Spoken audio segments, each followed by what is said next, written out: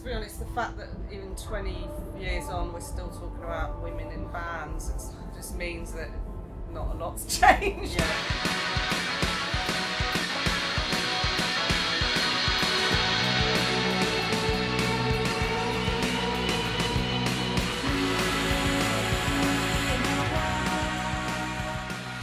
It's always been trickier for women in bands, actually, weirdly, rather than solo artists. I think solo women performers get a bit more kind of respect, but I think it is a bit trickier for bands. I mean, it's different for us because, you know, we're an established band, and we're older, and you don't seem to get. It's better in that way because I do think even a decade ago, the idea of, like, you know, us being on stage at nearly 50 years old, we'll go see that, but it's becoming much more common to see older women playing in bands, and it's just more acceptable. But I don't know what it's like if you're starting out, how much crap you have to put up with when you're a young woman with labels and things like that. I have no idea. You know, I imagine it's probably not that different, given that I think in the wider world, when I see the sort of comments and stuff on forums, I think, well, it hasn't changed that much.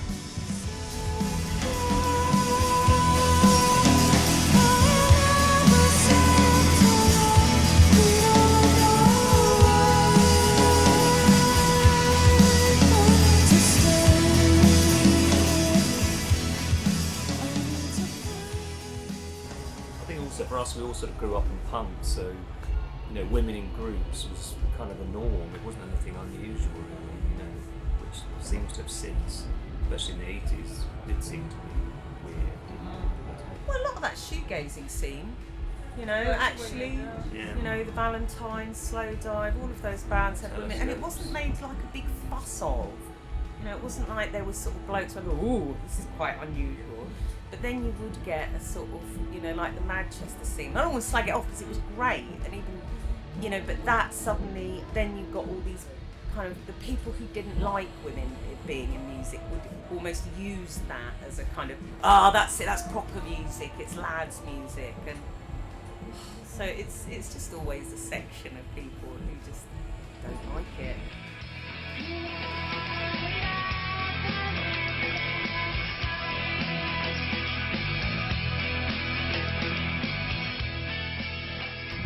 Quite lucky because, well, for a start, you know, there's me and Emma together.